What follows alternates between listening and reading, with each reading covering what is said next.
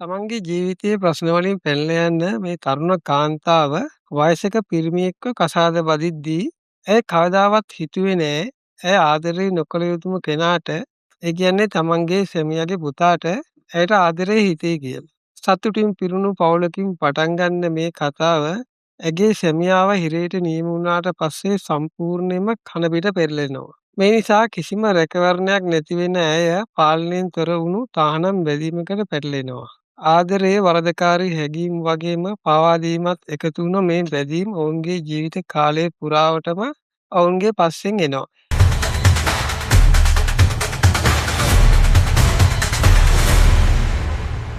චිත්‍රපටයේ පටන් ගන්නේ පොස්කෝගෙන්. ඔහු ට්‍රක් රථ රියදුරෙක් වගේම ව්‍යාපාරිකයෙක්. ඔහු අලුතින්ම කසාද බැඳලා ඉන්නේ ඔහුට වඩා ගොඩක් වයසින් අඩු ඇනා කියන තරුණ කාන්තාව. පොස්කෝගේ පවුලේ අයට මේ හදිසි විවාහය ගැන තියෙන්නේ ලොකු සැකයක්. ඔවුන් හිතන්නේ ඇනා පොස්කෝව කසාද බැන්දේ සල්ලි බලාගෙන විතරයි කියලා. විශේෂයෙන්ම ඇනාට බලා ගන්න සැන්ටිනා කියලා පොඩි දුවෙකුත් ඉන්න නිසා ඔවුන්ගේ මේ සැකය තවත් වැඩි වෙනවා. හැබැයි හැමෝම ඇයට වෙනස්කම් කරන්නේ නෑ. පොස්කෝගේ කරුණාවන්ත සහෝදරිය වන ෆැරෙන්ඩා එනාව හරිම ආදරෙන් පිළිගන්නවා. ඒ වගේම මේ අලුත් ජෝඩුව මල් සමය ගත කරන්න යන්න පුළුවන් වෙන්න දවස් කීපයකට සැන්ටිනාව බලා ගන්නත් ඇය කැමති වෙනවා. කොහොම වුණත් පවුලේ අය එකතු වෙලා ෆොටෝ එකක් ගන්න වෙලාවේ පොස්කෝගේ පුතා ලිවියෝ පසුබිමින් ඉන්නේ ලොකු නොසන්සුන්කමකින්. ඔහුට හිතෙන්නේ ඇනා කියන්නේ තමන්ටයි තමන්ගේ තාත්තට අලුත් ආරම්භයක් නෙවෙයි. තමන්ගේ මියගිය අම්මාව මතක් කරන වේදනාත්මක සීගැන්වීමක් විතරයි කියලයි. උස්සේ ඉවර වෙලා පොස්කෝ සහ ඇනා මදු සමය ගත කරන්න පිටත් වෙන්න හදද්දිම එකපාරටම පොස්කෝගේ යාළුවෙක් එතෙන්ට එනවා. දෙපාරක් හිතන්නේ නැතුව පොස්කෝ ඔහුත් එක්ක යන්න පිටත් වෙන්නේ ඉක්මනින් ආපහු එනවා කියලා ඇනාට පොරොන්දු වෙමින්. ඔහු ගිය වෙලාවේ ලිවියෝ ඇඳුම් මාරු කරන්න ගෙට එනවා. ඔහුත් එක්ක සුවද වෙන්න හිතාගෙන ඇනා අහනවා ගමන ගිහින් එද්දී ඔහුට මොන වගේ දෙයක් ගත්ද ගේන්න ඕනේ කියලා. හිමීට hina වෙන ලිවියෝ කියන්නේ ඒ වෙනුවට එයාලට හොඳින් එකට ජීවත් වෙන්න පුළුවන් නම් ඒක තමයි වඩාත් හොඳ කියලයි. මේ අතරේ පොස්කෝ සහ ඔහුගේ යාළුවා සම්බන්ධ වෙන්නේ නීති විරෝධී වැඩකට. ඔවුන් කරන්නේ හැංගිලා තියෙන වටිනා දේවල් හොයාගෙන පරණ සොහොන් කඩන එක. හැබැයි එදා රෑ ඔවුන් පොලිසියෙන් බේරෙන්නේ 99න්. කොහොම හරි රෑ වෙද්දී ඔහු ආපහු ගෙදර එනවා. එදා රෑ ගමන යන්න පරක්කු වැඩි නිසා පවුදා පිටත් වෙන්න තීරණය කරන පොස්කෝ ඒ කාලේ ඇනා එක්ක ගත කරනවා. දවස් කීපයකට පස්සේ ලිවියෝ එයාගේ යාළුවොත් එක්ක වෙරළ වේලාව ගත කරද්දී ඔහුට කැමැත්තෙන් ඉන්න ස්ටෙලා කියන ලැජ්ජාශීලී කෙල්ල රහසින්ම ඔහුගේ ස්කූටරේ ලියුමක් තියලා යනවා. මේක දකින ලිවියෝගේ යාළුවෝ ඇය අනිත් කෙල්ලෝ වගේ නෙමෙයි බොළඳ විදියට ඇසිරෙන්නේ කියලා ඇයට hina වෙනවා. පොස්කෝ සහ ඇනා ගමන ගිහින් ආපහු ගෙදර එද්දී පොඩි සන්ටිනා හරිම සතුටින් ඇගේ අම්මා ළඟට දුවගෙන එනවා. පස්සේ ඇනා ෆැරෙන්ඩාට ස්තුති කරන ගමන් පොඩි දෙයක්ක් දෙන අතරේ තවමත් තමන්ගේ සැමියාව සම්පූර්ණයෙන්ම තේරුම් ගන්න බැරි වුණා කියලා ඇය කියනවා. අනිත් පැත්තෙන් පොස්කෝ තමන්ගේ පුතාට සීවටනයක් ගෙනාවත් ඔවුන් දෙන්න අතර තියෙන සම්බන්ධය තවමත් එතරම් හොඳ නෑ. පස්සේ වෙලාවක ඒ දෙන්නා වැඩට යන ට්‍රක් එකේ බඩු ගාමින් ඉද්දී පොස්කෝ ලිවියෝගේ මියගිය අම්මා ගැන දරුණු කතාවක් කියනවා. මේකෙන් ලිවියෝට ගොඩක් කේන්ති යනවා වගේම මේ සිද්ධිය ඇනාත් දකිනවා. පස්සේ වෙලාවක ඇය පොස්කෝට හිමීට පැහැදිලි කරන්නේ ඔහු ඔහුගේ පුතාට අසාධාරණ විදියට සලකනවා කියලයි. ඒත් ප්‍රශ්නේ විසඳ ගන්නවා වෙනුවට පොස්කෝ කරන්නේ ඒක හිනාවට අරගෙන මීට වඩා හොඳින් ඉන්නවා කියලා නිකමට පොරොන්දු වෙන එක විතරයි. මේ අතරතුර ඇනාගේ ආකර්ශනීය ගතිගුණ නිසා ඉක්මනින්ම හැමෝගෙම හිත දිනා ගන්න ඇයට පුළුවන් වෙනවා. කොහොම වුණත් සමහරු තවමත් ඇය දිහා බලන්නේ සැකයෙන්. විශේෂයෙන්ම ඇය දිහා ඊර්ෂ්‍යාවෙන් බලන ස්ටෙලා වගේම ඇනා පොස්කෝව බැන්දේ සල්ලි වලට විතරයි කියලා තරයේම විශ්වාස කරන ඔබෝටෝ මාමාගෙන් ඇයට නිහඬ විවේචන එල්ල වෙනවා. ඇය ලිවියෝ එක්ක තියෙන සම්බන්ධය හොද කරගන්න උත්සාහ කළත් ඔහු තවමත් අලුත් අම්මා කෙනෙක්ව බාර ගන්න ලෑස්ති නැති බවක් තමයි පේන්න තියෙන්නේ. ඇනා ඔහුගේ තත්ත්වය හොඳින්ම තේරුම් ගන්නවා. එක හවසක වෙනදාට වඩා ඉක්මනින් ගෙදර ඇවිත් පොස්කෝ පවුලේ අයව පුදුම කරනවා. ඔවුන් හැමෝම එදා රෑ කෑමට එළියට යන්න තීරණය කරනවා. එතනදී පොස්කෝ කියනවා ධනවත් මිනිහෙක් ඔහුගේ දුවව ලියෝට බන්දලා දෙන්න කැමැත්තෙන් ඉන්නවා කියලා. හැබැයි මේ මිනිහාගේ ව්‍යාපාර වැඩ කටයුතු සැක ඇති නිසා පොස්කෝ ඒ යෝජනාවට තදින්ම විරුද්ධ වෙනවා. මේ අතරේ ගමේ හැමෝම ඇනාගේ ලස්සන ගැන කතා වෙන බව පැහැදිලිව පේන්න තියෙනවා. කාලයත් එක්කම පොඩි සන්ටිනාට පොස්කෝ සහ ලියෝ එක්ක ගෙදර පරිසරය හුරු වෙන්න පටන් ගන්නවා. දවසක් නිස්කලංක හැන්දෑවක ලියෝ ඇනත් එක්ක කතා කරන්න උත්සාහ කරන ගමන් අහනවා ආදරේ කියන්නේ ඇත්තටම මොකක්ද කියලා. හිනා වෙලා ඇය කියන්නේ ආදරේ කියන්නේ රොමැන්ස් එකක් කියලයි. ඒත් ඔළුව වනන ලිවියෝ ඇයට කියන්නේ ඔහුට නම් ආදරේ කියන්නේ වේදනාවක් කියලයි. පස්සේ එතෙන්ට එන්න පොස්කෝ එදා හවසේ ටවුමේ තියෙන රේස් එකක් බලන්න යන්න එන්න කියලා පුතාට කතා කරනවා. ඒත් ලියෝ ඒකට අකමැති වෙනවා. අන්තිමේදී පොස්කෝ ඇනත් එක්ක එතෙන්ට එද්දී අල්බටෝ මාමත් ඔවුන්ව දකිනවා. ඈත ඉඳන් ඔවුන් දිහා බලාගෙන ඔළුව වනන ගමන් ඔහු ළඟ හිටපු ලියෝට කියන්නේ එයාගේ තාත්තා කැමති තමන්ට වඩා වයසින් ගොඩක් අඩු බිරිඳත් එක්ක මිනිස්සු ඉස්සරහට ගිහින් පෙනී ඉන්න විතරයි කියලයි. ගෙදර ආවට පස්සේ පොස්කෝ එනාව ගෙදරින් බස්සනවා. හැබැයි මහන්සි අරනවා වෙනුවට ඔහු ආපහු තමන්ගේ යාළුවොත් එක්ක තවත් පරණ සෝනක් කඩන්න පිටත් වෙනවා. මේ පාර නම් ඔවුන්ට ලොකු වාසනාවක් පෑදෙන්නේ. ඇත්තම පෞරාණික වස්තු වගේක් හම්බ වෙන නිසායි මේකෙන් ගොඩක් සතුටු වෙන පොස්කෝ ඒවා එකතු කරන අයට විකුණලා ලොකු සල්ලියක් හොයාගන්න සැලසුම් කරනවා. කොහොම වුණත් මේ හැමදේම රහසක් විදිහට තියාගන්නවා කියලා ඔහු යාළුවන්ට අනතුරු අගවනවා. ඒත් උදේ වෙද්දී ඒ රහස එළියට ගිහින් ඉවරයි. මොකද සන්ටිනා සහ ඇගේ පොඩි යාළුවෝ හරිම උනන්දුවෙන් අර ගෙනාපු දේවල් බලන්න ඉල්ලනවා. තමන්ගේ නිදානය ගැන අනිත් අය දැනගත්ත එක ගැන ගොඩක් කේන්තියෙන් ඉන්න පොස්කෝ ඇනාගේ දුව මේ ගැන දැනගත්තේ කොහොමද කියලා ඇයකින් ප්‍රශ්න කරනවා. හැබැයි ඇනා කියන්නේ ඒක අහම්බෙන් වෙච්ච දෙයක් වෙන්න ඇති කියලයි. සමහර විට ඒ ළමයා එයාගේ කතාව අහගෙන ඉන්න ඇති කියලා ඇනා කියනවා. ඒත් පොස්කෝ ඒක පිළිගන්න ලෑස්ති නෑ. මේ අතර ලිවියෝ එයාගේ තාත්තත් එක්ක රණ්ඩුවට එනවා. රටට ආදරේ කියලා බොරුවට පෙන්නගෙන රටේ තියෙන වටිනා නිදන් පිටරටට විකුණන එයාගේ තාත්තා ලොකු කුහකයෙක් කියලා ලිවියෝ කියනවා. මේ නිසා ප්‍රශ්නේ තවත් දුරදිග යනවා. මේ රණ්ඩුව කොච්චර දුරදිග යනවද කියනවා නම් අන්තිමට ලියෝ කේන්තියෙන්ම කෑමේසෙන් නැගිටලා යනවා. එනා කෑම එකක් දීලා එයාව සංසුන් කරන්න හැදුවත් එයා කේන්තියෙන් මේක ප්‍රතික්ෂේප කරලා තමන්ට පාඩුවේ ඉන්න දෙන්න කියලා කියනවා. එදා රෑ නිදාගන්න යන වෙලාවේ එනා පොස්කෝගෙන් ඉල්ලනවා එයාගේ පුතා එක්ක සාමදාන වෙන්න කියලා. අකමැත්තෙන් වුණත් පුස්කෝ ඒකට එකඟ වෙනවා. පවුවදා ස්ටේලා ඈත ඉඳන් එයාලා දිහා බලන් ඉන්නවා දකින ලිවියෝගේ යාළුවෝ ආයෙමත් ලිවියෝට වීලු කරන්න ගන්නවා. එදා හවසේ ලිවියෝ එනාගේ පළවෙනි ආදරය ගැන අහලා එයා එක්ක කතා බහක් පටන් ගන්න හදනවා. ඒ වෙලාවේ එනා පිළිගන්නවා එයා ඉස්සර එයාගේ ඥාති සහෝදරයෙක්ට ආදරය කළා කියලත් පස්සේ කාලෙක එයා පිටරට ගියා කියලා. මේ කතාව අහලා ලිවියෝ පුදුම වෙනවා. ඊට පස්සේ දවසේ දවල් ඇනා අහලා පහලා ගෑනු අයත් එක්ක එකිනෙකාට වතුර ගහමින් සෙල්ලම් කර කර ඉද්දී අහම්බෙන් එනාගේ අතින් ලිවියෝගේ ඇකටත් වතුර විසි වෙනවා. ඊට පස්සේ ලිවියෝත් මේ සෙල්ලමට එකතු වෙලා වීලුවට වගේ එනා පස්සෙන් දුවගෙන ගිහින් එයාව තද කරලා බදා ගන්නවා. මේක දැකලා අනිත් ගෑනු අය hina වෙවි එයාට විහිළු කරනවා. හැබැයි එදා හවසම එයාලට නරක ආරංචියක් අහන්න ලැබෙනවා. කලබල වෙච්ච අසල්වැසියෝ ටිකක් දුවගෙන ඇවිත් එනාට කියනවා පොලිසියෙන් පොස්කෝව අත්අඩංගුවට අරගෙන කියලා. එනයි ලියෝ ඉක්මනින් පොලිසියට යනවා. එතනදී පොස්කෝ එයාලව සංසුන් කරන්න උත්සාහ කරන ගමන් තවත් දවස් කිහිපයකින් තමන් එළියට එනවා කියලා පොරොන්දු වෙනවා. හැබැයි එනාට ටික වෙලාවකින් තේරෙනවා පොස්කෝගේ යාළුවා මේ ප්‍රශ්නෙට පැටලෙන්න තියෙන බය නිසා එයාව මගහැරලා උදව් කරන්න අකමැත්තෙන් ඉන්නේ කියලා.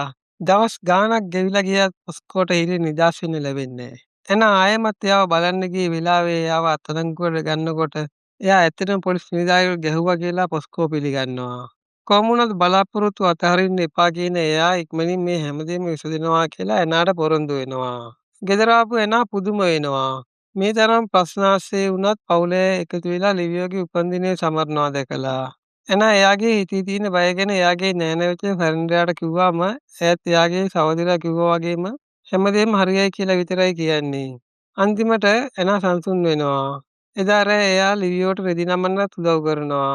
ඒ වෙලාවේ එයාලා දෙන්න නිහඬව සැනසිලිදායක විදියට වෙලාව ගත කර කර ඉද්දී තවත් කෙනෙක් ලිවියෝට උපන්දිනේට සුබ පතන්න එතෙන්ට එනවා. පහුවදා උදේ වෙනකොට ලිවියෝට ඇත්ත දැනගන්න ලැබෙනවා. පොස්කෝගේ හොරු ගනුදෙනු ගැන පොලිසියට ඔට්ටු දුන්නේ කවුද කියලත් එයා අත්අඩංගුවට පත් වෙන්න හේතුව ඒකයි කියලත් එයාට තේරෙනවා. ගෙදර එන අතරමඟදී ලිවියෝ දකිනවා එනා නාඳුන පිරිමි එකෙක් කතා කර කර ඉන්නවා. ඒ මිනිස්සයා ගැන එනාගෙන් ඇහුවම එයා පොස්කෝ නිදහස් කරන්න උදව් කරන කෙනෙක් කියලා එනා කියනවා. හැබැයි මේ ගැන ලියෝ එතරම් සතුටු වෙන්න පාටක් පේන්නේ නැහැ. මොකද තාත්තා කරපු දේවල් වල හැටියට එයාට මේ දේවල් වෙන්න ඕනේ කියලා ලියෝ හිත යටින් විශ්වාස කරනවා. එදා හවසේ ලිවියෝ ගොඩක් දුකින් එළියේ බංකුවක් උඩ තනියම වාඩි වෙලා ඉන්නවා එනා දකිනවා. එනා හිමින්සරේ එයා ළඟට ගියාම ලිවියෝ එකපාරටම එයාව බදාගෙන Tamanට ගොඩක් බයයි, ඒ වගේම දුකයි කියලා කියනවා. පහුවදා අනිත් ගෑනුත් එක්ක වැඩ කර කර ඉන්න ගමන් ඇනා තමන්ගේ වැඩේට ඕන කරන බෝතල් වගයක් ගේන්න ගෙට එනවා. ලිවියෝත් ඒ ඇතුලේ ඉන්නවා. එයා ඇහැක් පොඩි කර කර ඉන්නවා ඇනා දකිනවා. ඇනා එයාට උදව් කරන්න ගිය වෙලාවේ ලිවියෝ එකපාරටම එයාට ලං වෙලා එයාව සිප ගන්නවා. මේකෙන් එනා කොච්චර කම්පණයටපත් වෙනවාද කියනවා නම් බෝතල් ටික ගැන සම්පූර්ණයෙන්ම අමතක කරලා එයා එළියට දුවනවා. වෙච්ච දේ ගැන කතා කරන්න ලිවියෝ උත්සාහ කරද්දී ඒ වුණ දේ සම්පූර්ණයෙන්ම අමතක කරලා දාන්න කියලා එනා තදින්ම එයාට කියනවා. හැබැයි ඒ සිදුවීම දිගින් දිගටම ලිවියෝගේ හිතේ වැඩ කරනවා. එදා රෑ ඇනාගේ කාමරයට දොරට තට්ටු කරලා එයාව ඇතුළට එන්න දෙන්න කියලා ලිවියෝ ඇහැව්වත් මොනවා වෙයිද කියන බයට ඇනා ඒකට ඉඩ දෙන්නේ නැහැ. උදේ වෙනකොට ඇනා තීරණය කරනවා ලිවියෝට අන්තිම අනතුරු ඇගීම කරන්න. එක්කෝ එයා එයාගේ හැඟීම් පාලනය කරගන්න ඕනේ නැත්නම් මේකෙදින් එයා යන්න ඕනේ කියලා ඇනා කියනවා. හැබැයි ඒත් නතර වෙන්නේ නැති ලිවියෝ ඇනාගේ දුව අතේ ඇනාට ලියුම් කෑලි යවන්න පටන් ගන්නවා. මේකෙන් ගොඩක් කේන්ති ගන්න ඇනා එදා හවස ගරාජ් එකේදී ලිවියෝට බැන වදිනවා. තාත්තා ගෙදර එනකන් එයාගේ මාමාගේ ගෙදර ගිහින් ඉන්න ඕනේ කියලා ඇනා එයාට කියනවා. හැබැයි ගෙදරින් යනවා වෙනුවට ලිවියෝ කරන්නේ Tamanට ආදරේ කියලා පිළිගන්න තියෙන බය නිසා ඇනා මේ දේවල් කරනවා කියලා ඇනාට චෝදනා කරන එකයි. මේ කතාවෙන් කේන්තියටපත් වෙන ඇනා තමන්ගේ ආත්ම ගෞරවය බේරගන්නත් එක්කම ලිවියෝගේ කම්බුලට ගහනවා. ඒත් ලිවියෝට එදා රෑ යන්න උවමනාවක් නැහැ. එයාගේ හිත වෙනස් කරගන්නත් එක්ක යාළුවොත් එක්ක එකතු වෙලා බාර් එකකින් ෆුට්බෝල් මේසයක් හොරකම් කරන ලිවියෝ ඒක බීච් එකට ඇදගෙන ගිහින් මුළු රෑම සෙල්ලම් කර කර ඉන්නවා. එයාව සතුටු කරන්න හිතාගෙන ලිවියෝගේ යාළුවෙක් ගිහින් ලිවියෝ බීච් එකේ ඉන්නවා කියලා ඉස්සෙල්ලාට කියනවා. ඒක ආපු ගමන් ඉක්මනින් එතෙන්ට එන ඉස්තෙලා එයත් එක්ක කතා කරන්න උත්සාහ කරනවා. හැබැයි හොඳටම බීලා 100ක් නැතුව වගේ ඉන්න ලිවියෝ එනා ගැනම කල්පනා කර කර ඉස්තෙලාව සම්පූර්ණයෙන්ම වගාරිනවා. අන්තිමට ලිවියෝ හොරෙන් ගේ ඇතුළට පැනලා නිදාගෙන ඉන්න ඇනාව ඇහැරවනවා. ඇනා එයාව දකිනකොටම ආයිමත් සැරයක් එයා ඇනාට තමන්ගේ ආදරය ප්‍රකාශ කරනවා. ඇනා එයාව සංසුන් කරන්න හැදුවත් ලිවියෝ කඳුළු සලමින් අඬන්න ගන්නවා. වෙන කරන්න දෙයක් නැතිකමට අන්තිමේදී ඇනත් පිළිගන්නවා එයාගේ හිතේ ලිවියෝ ගැන හැඟීමක් තියෙනවා කියලා. මේකත් එක්ක එයාලා දෙන්න අතර තිබුණු සීමාවක් නැති වෙලා ගිහින් සමාජයෙන් තහනම් කරපු සම්බන්ධතාවයකට මුල පුරනවා. පහුවදා ඇනා හිරගෙදර ඉන්න පොස්කෝව බලන්න ගියාම එයා කියනවා එයා තමන් කරපු දේවල් ගැන කල්පනා කරමින් හිටියේ කියලා. ඔහුගේ වැරදි විශේෂයෙන්ම පියෙකු විදියට ඔහු අතින් වුණ අඩුපාඩු මේ දේවල් නිසා ඇනා ඉන්නේ ගොඩක් නොසන්සුන් වෙලා. ඒ වගේම වරදකාරී හැඟීමකින් ඇය තමන්ගේ මේ පීඩනය හංගගන්න උත්සාහ කරනවා. මේක දකින පොස්කෝ එයට ආදරෙන් කියනවා ඇඩුවට නම් කමක් නෑ. ඔයාගේ බය සහ වේදනාව තමන්ට තේරෙනවා කියලාත් ඔහු කියනවා. එනා ගෙදර ආවට පස්සේ ලිවියෝ ආයෙත් ඒව බදාගෙන ආදරෙන් සිප ගන්න පටන් ගන්නවා.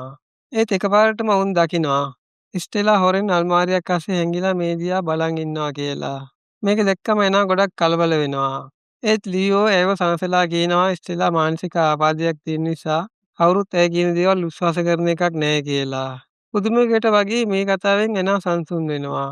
ඒ වගේම ඇය ආයෙත් ලිවියෝගේ තුරුලට යනවා. පහුවදා උදේ පැරැන්ඩා සුභාරංචියක් අරන් එනවා. ඒ තමයි පොස්කෝව හෙට නිදහස් කරනවා කියන එක.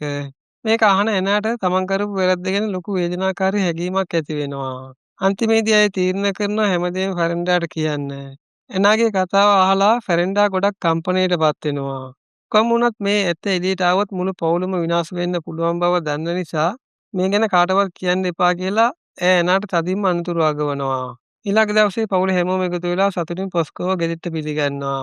එතන ලොකු සාදයක් තිබුණත් නිදහස ලැබුණාට පස්සේ ටිකක් තනියම ඉන්න ඕන නිසා ෆ්ලොස්කෝ කාටත් හොරෙන් මුහුදු වෙරළට යනවා.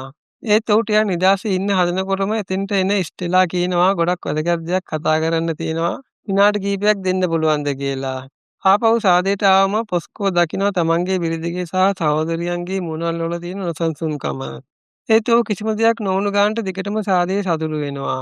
අන්තිමේදී ගොඩක් බීලා හිටපු පොස්කෝව ගෙදර එක්කන් ඇවිත් නිදි කරවන්නේ ඇනා සහ ලිවියෝ එකතු වෙලා. අවුරුදු ගානකට පස්සේ පළවෙනි වතාවට පොස්කෝ තමන්ගේ පුතත් එක්ක විවෘතව කතා කරනවා. තමන් පුතාට ගොඩක් ආදරේ කියලත් තමන් අතින් වුණු වැරදි නිසා එයාට දුන්නු වේදනාවටත් පොස්කෝ සමාව ඉල්ලනවා. ඊට පස්සේ ඔහු ලිවියෝට පවුලේ ව්‍යාපාරයට සම්බන්ධ වෙන්න කියලා ආරාධනා කරනවා. ඒ වගේම අලුත් ට්‍රක් රථයක් අරන් දෙන්නත් පොරොන්දු වෙනවා. මේ වචන අහද්දී ලිවියෝට පළවෙනි වතාවට තමන්ගේ තාත්තා ගැන ලොකු බැඳීමක් දැනෙනවා. පස්සේ වෙලාවක ඇනාව හමු වෙන ලිවියෝ තමන් හමුදාවට බැඳෙන්න තීරණය කළා කියලා කියනවා. ඒ වගේම තමන් නැති කාලෙදී තාත්තාව හොඳින් බලා ගන්න කියලාත් ඔහු ඇයගෙන් ඉල්ලනවා. තවදුරටත් තමන්ගේ වරදකාරී හැඟීම් දරා ගන්න බැරි වෙන ඇනා තමන් කරපු ද්‍රෝහිකම ගැන සැමියාට කියනවා. ඒත් පුදුමයකට වගේ පොස්කෝ ගොඩක් සංසුන්ව ඉන්නවා. ඒ වගේම එදා රෑ ඈත් එක්ක ගොඩක් සතුටින් සමීපව ගත කරන්නත් ඔහු තීරණය කරනවා. චිත්‍රපටයේ අවසානයට යද්දී අපිට දකින්න පුළුවන් මාස කිහිපයකට පස්සේ ලිවියෝ හමුදාවේ ඉඳන් ආපහු එනවා.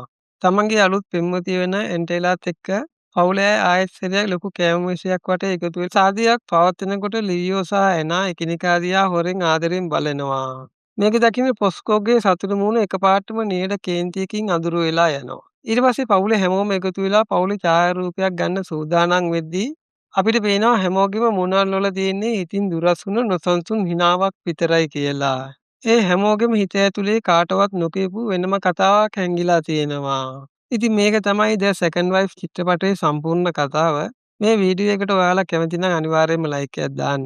channel එක subscribe කරන්න. ඒ වගේම ඔයාලගේ අදහස් කමෙන්ට් එකක් විදියටත් අපිට කියන්න අමතක කරන්න එපා. වීඩියෝ එක බැලුවට ගොඩක්ම ස්තුතියි. ඊළඟ වීඩියෝයෙන් ළඟදීම හමු වෙමු. සුබ දවසක්.